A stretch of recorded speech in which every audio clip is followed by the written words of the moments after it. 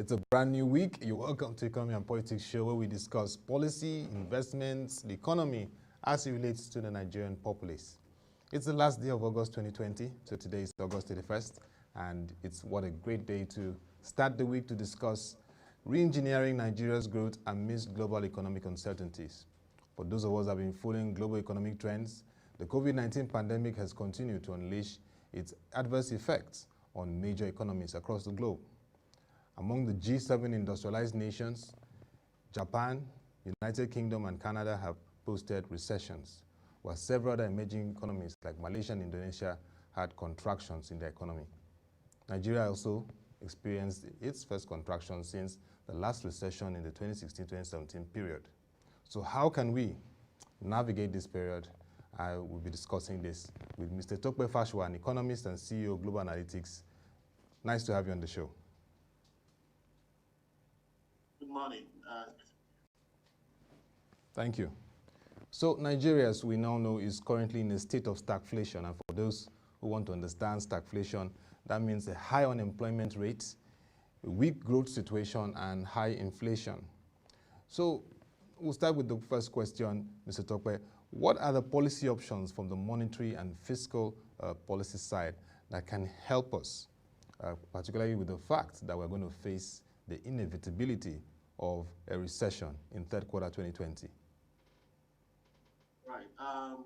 Well, I think there are different ways to look at it. The point is, for me to even expand the question, to ask whether we're actually in a recession already, or whether we are in a depressed economy. In fact, if one looks very critically at the literature, you will see that there's this claim generally that the only period that an economic depression has occurred in history is in the 1920s and 30s. 1920s and 30s, which is actually when it occurred for the big economies of the Western world, especially.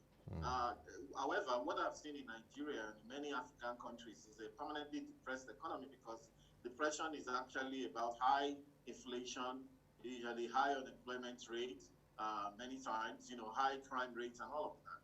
So I'm thinking that Nigeria is either already in a recession, or we should just admit that we're a depressed economy. And so when you look at it that way, we actually should be taking some, if you ask me, some wartime decisions. One of the things that usually happen around that time is that I personally believe that we cannot be chasing inflation at this rate. We cannot be targeting inflation at this rate. So on the monetary side, inflation targeting will not work.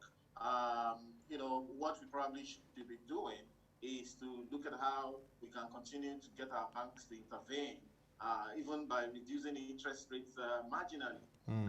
Even though the banks don't take a cue from the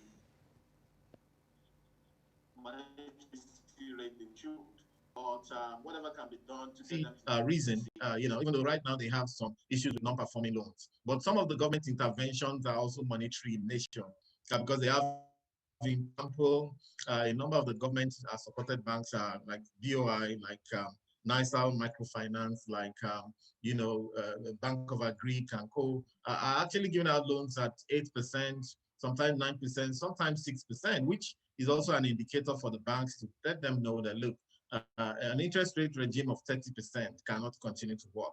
What you want to do in such an economy is to continue to spur production and continue to spur activity in the real sector. And you need a low interest rate to do that. But however, inflation is likely to run away. I've always insisted that Nigeria, our kind of economy, should be indeed a high growth rate, a high GDP growth rate, and high inflation economy. That is where we are right now. Let's get it right. Inflation is the price to pay, but we must be getting people to be very productive. We must be getting people to double their activity in every way. So high inflation, high GDP growth rate is what I think we should do. On the fiscal side, we've been absolutely comatose for a while. Apart from, of course, the spur that COVID-19 has brought, which has made government spend and actually continue to pump money into the economy. However, the argument is whether what has been spent is enough. 2.3 trillion is hardly 2% of our GDP size. You know, even the 3.5 trillion, hardly 2.5% of our GDP size. However, I'm also a bit worried because I've seen the GDP stated as about 35 trillion on the MDAs site. But when you multiply 400 and about 400 billion by 380, you're getting about 150 trillion. I would rather go with the 380 naira multiplied by $400 billion, which is a dollar denominated GDP. I'd rather go with that figure than the other figure that these guys are stating. However, so we're saying that developed countries are doing 15%, 20% of their GDP as stimulus at this time, and Nigeria should take this as opportunity to reposition its economy by spending big on these interventions, spending more, not necessarily throwing money away, but this is the time for us to reposition. This is the time to support productivity, like you said, and that is the narrative of major economists in the country. And policy experts. Productivity, productivity. We've been too consumptive for a long time. And looking at that, the non-oil sector, which is a major contributor to our gross domestic product, for the first time contracted since third quarter 2017. This was really factored in the second quarter 2020 growth rate. And this shows Nigeria faces a huge crisis situation. But based on your assessment, can the current economic sustainability plan provide that succor as we seek to re-engineer our economic policies? And I want to take excerpts from the Abenomics of former Prime Minister of Japan, Shinzo Abe, who just stepped down due to health issues. Abenomics, as we made to understand, is bringing structural, fiscal, and monetary policy together. That's synergy. Is ESP in its way bringing that synergy, or what more must be done? Because this indication from the non-oil sector shows that we face a huge challenge. ESP is a stopgap between ERGP, Economic Recovery and Growth Plan, and a transition into a proper development planning, that Nigeria is trying to do. We're going back to the era of development plans and so on. I hope we don't slow ourselves down by digging too deep into development planning and all of that, which was slow in times past. However, I do believe in a bit of development planning, but I think that economic policy should be a lot more eclectic and very, if you like, very dynamic, in today's world. So the economic growth, the current economic support plan is designed to just bridge that gap. And a lot of what is embedded in that plan is the intervention that I mentioned earlier. Of course, the issue still becomes that it is not large enough, and it should be larger in a very sensible way. That's the truth. When you're in this kind of issue, this kind of problem, which is akin to a world war scenario, you have to do what you have to do. So for the first time in a long time, I'm supporting even borrowing, whether domestically or foreign. I don't know if I was on your show when I actually moved for the idea of domestic borrowing in the beginning of this COVID period, and I felt that, yes, I felt that yeah, surely. So I felt that if we moved at that point in time, we'll be able to use that to stopgap some of the fall in the value of the naira. Unfortunately, the idea wasn't taken, and naira has fallen from 380 to 480 as we speak, perhaps with to the dollar, and with prospects of falling even more. God help us, in that regard. But what you could have done was I say we could borrow locally. If it's just a matter of salesmanship and pushing your luck when you can. We could have been aggressive to get Nigerians to buy into a war bond, if you like a pandemic bond, if you like a disaster bond, something unprecedented that taps into their emotions. And we could have even got quite a bit of money from the diaspora, apart from locals who I believe a lot of Nigerians have money that they're hiding under different places, and is running after the dollar to change it to dollar because people usually, naturally, don't believe in the naira, and of course, not believe in the country.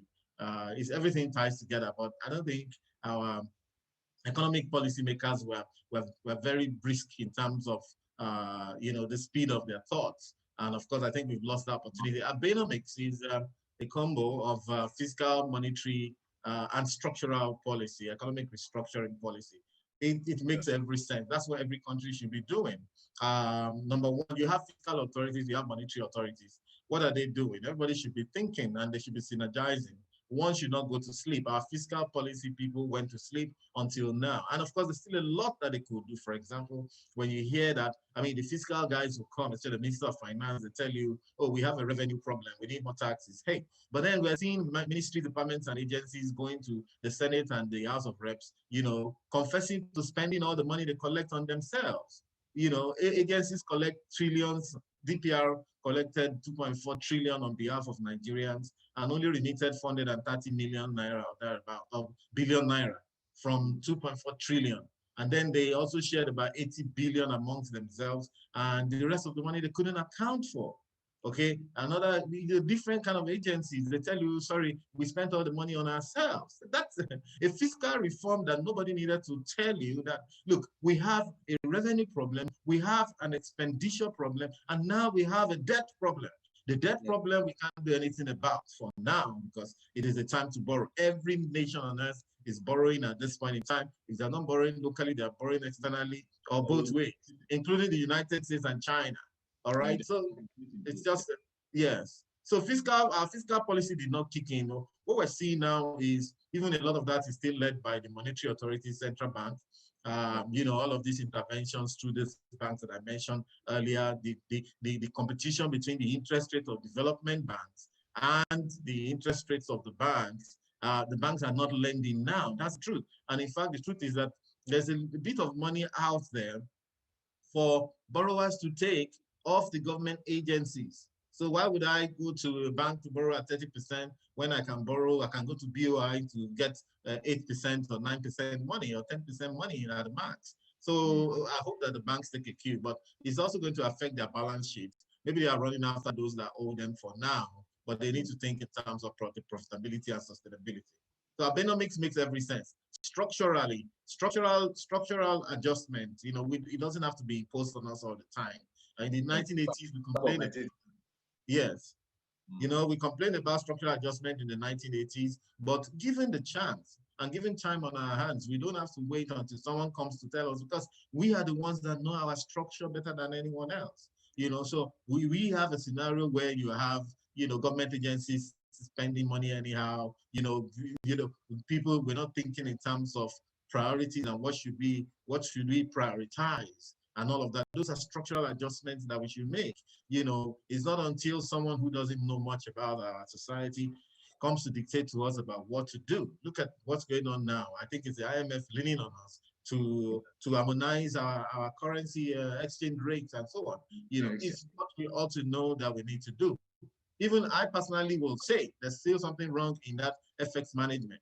The whole idea of having close to 8,000, 10,000 bureau de change. For what?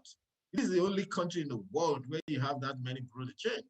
I think that, if it's about BTA, PTA transactions and Form A transactions, which is known as invisible trade, all of that could be done through our banks without having to give out as many as 10,000 per day. That's just condoning of corruption, because we know that those guys aren't giving people those money. The money just makes it into the black market. So they're coming back at 386 soon, and when they come in, there's going to be that margin of 386 to 480 for people to play with. And that will reduce the gap. Yeah. I really hear you very clearly in what you've said, the need for us to, particularly last time we discussed, you mentioned the need for us to implement the Rosayan reports. And I mean, most of these things you've said would have been managed effectively if we had carried out those reforms and, like you said, brought the Fiscal Responsibility Act to bear and ensure that agencies are accountable. So definitely, it still brings to the fore the Rosayan reports, and also still, like you said, that synergy between structural, monetary, and fiscal policy. But one area of concern over the years now has been low investment into our economy. The first quarter and second quarter of 2020 has shown it in our capital importation report. We've not been able to attract up to $2 to $3 billion in the two different quarters, it's been around that range of $1.5 or $6 billion in terms of what we've attracted. The first quarter was dominated by foreign portfolio investments, and second quarter, other investments. FDIs, foreign direct investments, are at the backbone, which shouldn't be the case. So I want to ask you, in terms of what we've seen amidst this pandemic, FDIs are adversely affected. What can we do more to unlock the policy space to attract more investments? Some experts feel that this administration is still more of a government-driven approach than creating the enabler for private sector to partner to drive the economy. Well, unfortunately, we're in an era of disinvestment, divestment, rebalancing, and all of that. A lot of the investments we had, especially like foreign portfolio investment, beat a retreat back to their country. We're in the era of what they call home buyers in international finance. The fact that people would want to invest close to their homes, to where they know, and all of that, just for the reason of safety, because of the volatilities around the world. Nobody's sure. Yes, nobody's sure of tomorrow and what's to happen tomorrow and all of that. So that's what we've seen. When I looked at the second quarter capital importation report, one of the things is that about only 5 or 6 states got anything at all. Lagos, Ogun, I think Rivers, Kano, Niger, FCT. That's about 6. Yeah, I'm not even sure I said anything for Rivers State anyway, but but they were quite minimal. Then I saw that some of the funds are coming from places like UAE, Mauritius, British Virgin Islands, and I'm thinking to myself, look, are you sure it's not Nigerians moving money up and down? Look, let me not deceive you. It'd be suspicious of money that comes from places like BVI and Mauritius, okay? Because they are what they call nameplate companies that exist in those places. A lot of them are just, trustees and agencies. Remember the Panama report and all of that. We want real investment. I saw that only 120 billion or so came from the United States, $120 million rather, 120 million. And of course, about 400 or so, about 200-300 came in from the UK, which was number one. Major source. Yes. But well, I would forgive that report because the times are odd. However, like you said, what do we do to reposition ourselves? See, it is going to be a systemic issue. It is already a systemic issue.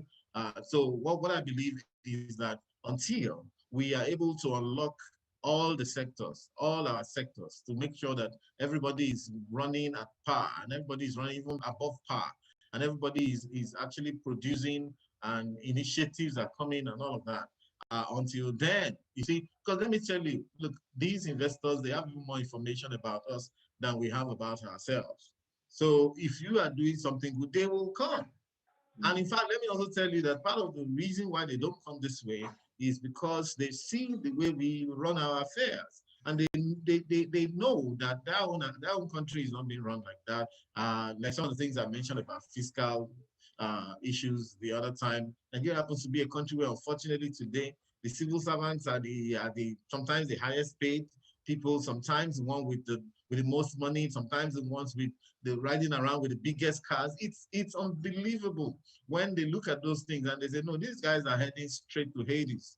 And so, it's going to be a systemic issue. There are a lot of things that we need to reorganize about ourselves in order to attract good foreign direct investment into our country. It's a no-brainer, actually.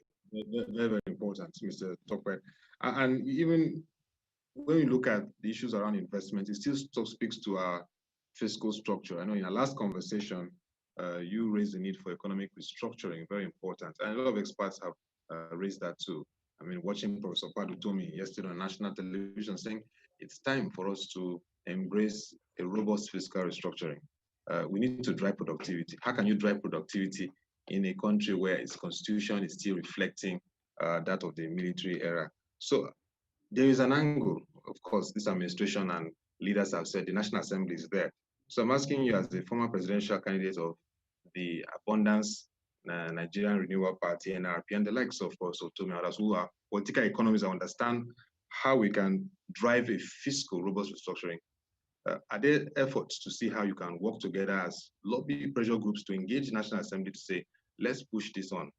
For me, for example, I feel that we've come to the stage where the federal government, in terms of revenue distribution, should be having like 30%, and then states and local governments can share 35% each, not the current structure of the federal having 52%, states 27, and local governments 21. I don't know how we intend to grow or allow these other units, the states and local governments, to drive development if the federal still carries much of the weight.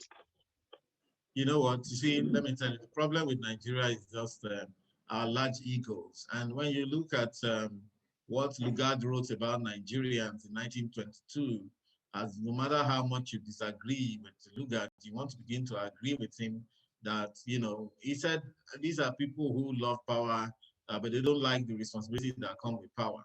These are people who don't have, they seem not to have any fear for the future. They live for today. I mean, these are people who have these bloated egos and all of that. Look, we've been around the world. We've seen how people are running their affairs, you know, and you know, they say Nigerians travel a lot, but do we bother to use what we learn from those places?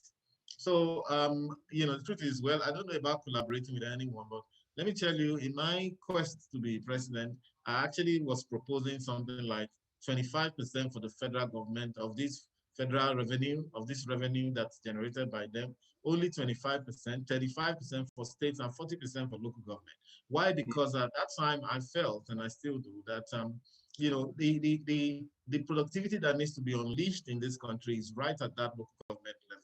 See, if you take out Lagos, Abuja, Port Harcourt is even on the way down, has been on the way down for a while. Kano, yes, it's still a commercial city, and you know, with a lot of our Greek going on there. You know, there's very little places where things are happening. All the state capitals are just tied to the state house. If you don't know the governor or work for the government or whatever, nothing happens for you. And meaning that if you look at our rural areas, a lot of them are shut out. Now, we're not talking about the ability for them to get agricultural products to markets alone. In fact, it's an economy of the past, if you ask me. It's something we should have taken for granted, that look, our farmers will be able to get their goods to the markets. It should be a no-brainer. But aside from that, who is integrating those economies with the rest of the economy, with the larger economy? I mean, we see things on WhatsApp that says that, look, when you're coming from the village, you get on the express, don't buy anything from those people that are trying to sell, or because it could be armed robbers. And the other time I had to take on with someone and say, you know what, you're killing the businesses of some of these people. We know, okay, they're armed robbers, but you know, when you put fear in the hearts of people, no, in the first place, we don't even travel by road anymore, because before we travel by road, we're so afraid of kidnappers and so on. So we fly over that economy. It used to be that when you travel by road, you would stop in different places and buy from them. That is how economies are created. That is how GDP grows. However, we let them put those things, the farmers, a lot of, when they even manage to get their stuff to the market and the roads, of course, everybody goes at once. It's harvest season, prices are crashed. We price them out, and we expect that, you know, these people are able to manage the little finances that they have from one harvest season to the next. You see the meaning of poverty. That's why they are poor. So if I'm a young farmer, you know, when I harvest and go to the market, everybody, all my colleagues have also harvested and gone to the market.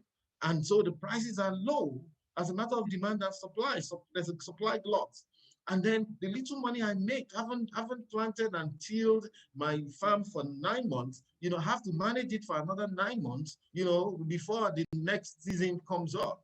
And I didn't go to school to learn financial management. None of us who went to school to learn finance can even manage resources that well. So you can see the demand that we're making of those people. So I believe that we needed to unleash the power and unleash the resources in the local government. Just a second, Otto. You know, so we need to unleash those resources there.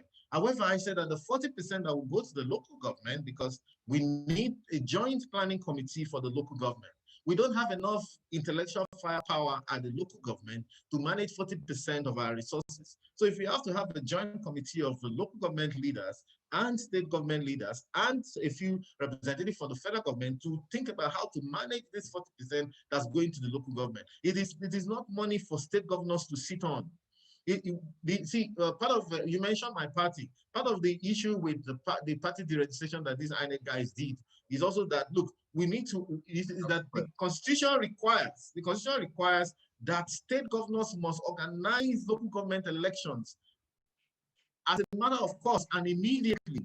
Not that the moment you start appointing things like caretaker committee chairman, who is your lackey or whatever, that is unconstitutional. So we need proper people to be appointed, to be elected at that level, who are representatives of the people, who should manage these funds. 40% of Nigeria's funds need to go to the local government. The federal government is busy. It's absolute bunkum.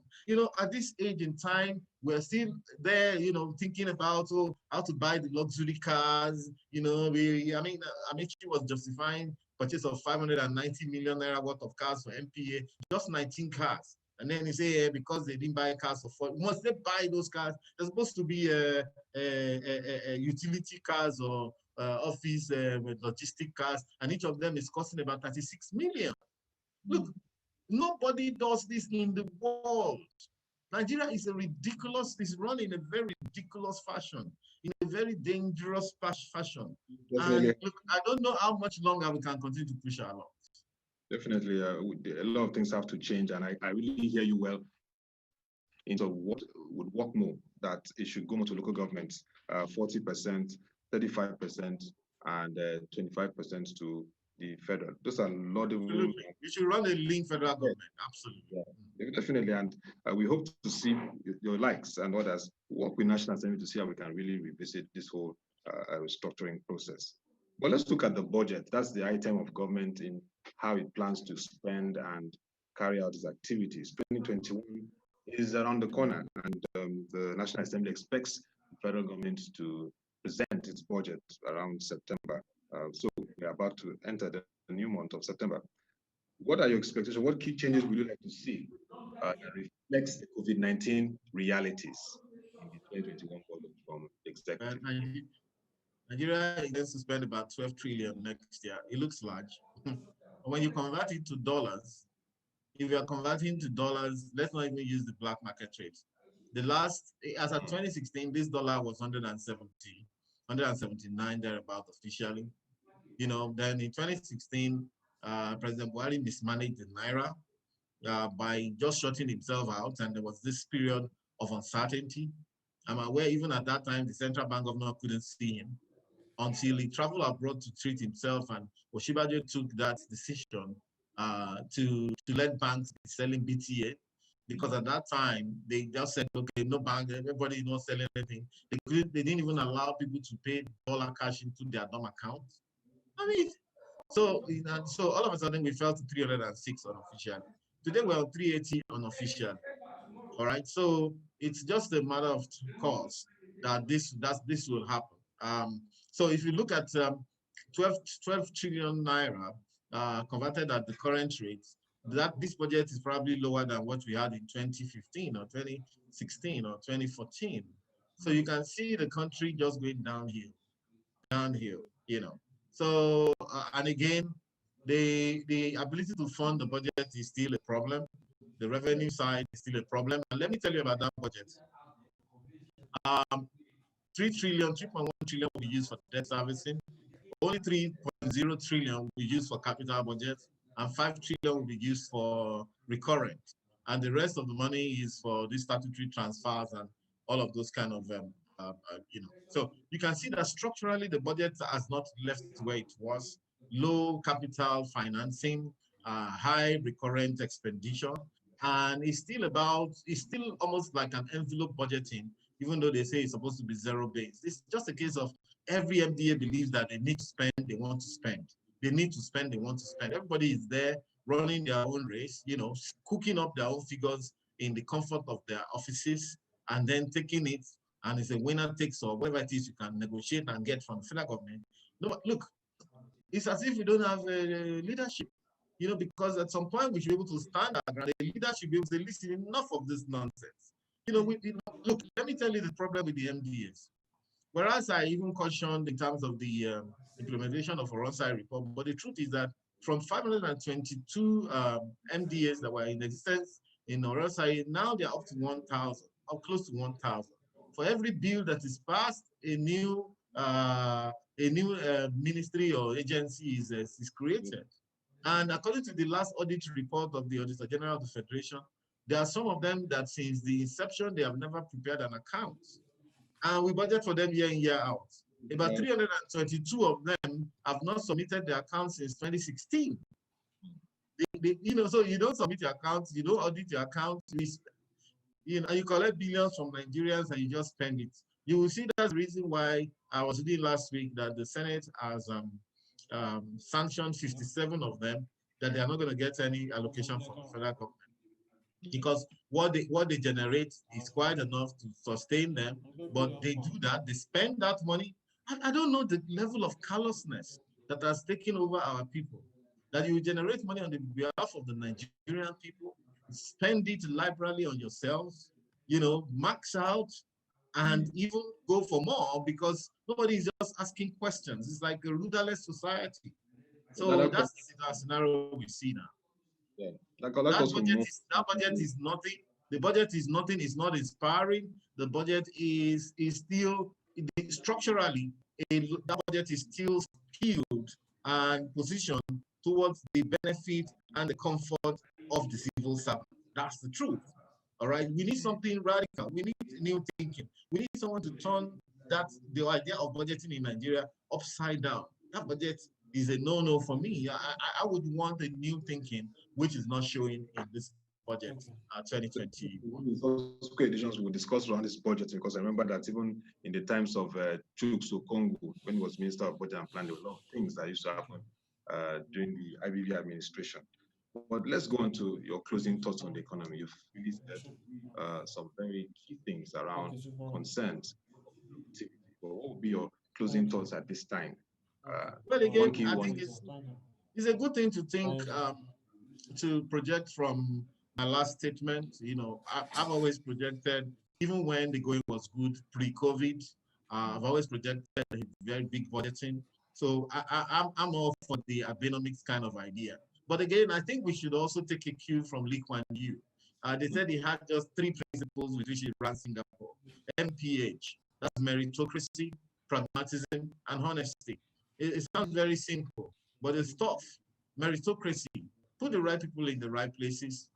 Close your eyes to who's your brother, who's your cousin, and who's your person from your village and all of that.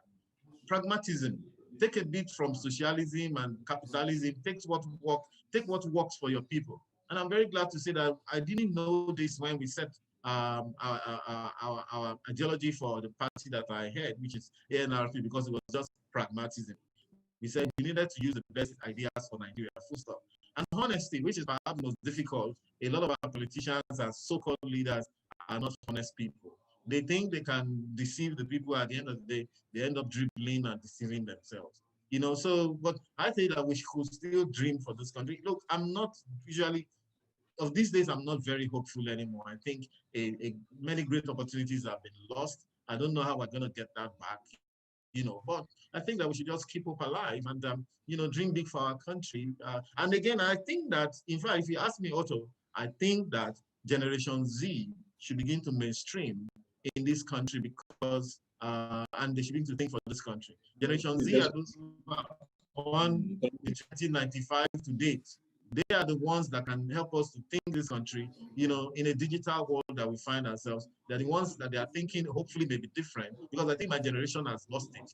One after me, the guys in their mid-30s, they have lost it as well, unfortunately. So maybe those little children, 0 to 25 years old, may be able to rescue this country. We need to begin to empower them, no matter their status in society, rich or poor, because the world is powering on. Our problems have suddenly become digital, and we're still thinking analog, most of us. So it's just very unfortunate.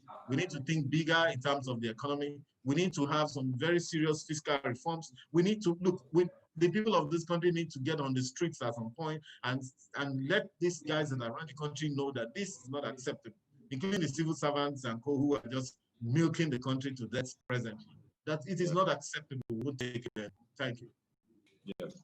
Thank you very much. Mr. Tope Fasua. I mean, that closing thought of the Gen Zs being mainstreamed into the economy, planning and strategy is very important. If there's any example to show you how powerful they are, it's this program that we watch, The Big Brother. See the way they flooded everywhere, social media and all that, influencing things around that. I mean, you're right. The Gen Zs need to be mainstreamed into economic planning and development in this country. Thank you very much, Mr. Tope Fasua. It was been nice having this conversation. Economist and CEO Global Analytics on re-engineering Nigeria's economy amidst global economic uncertainties. The need for us to spur and drive productivity.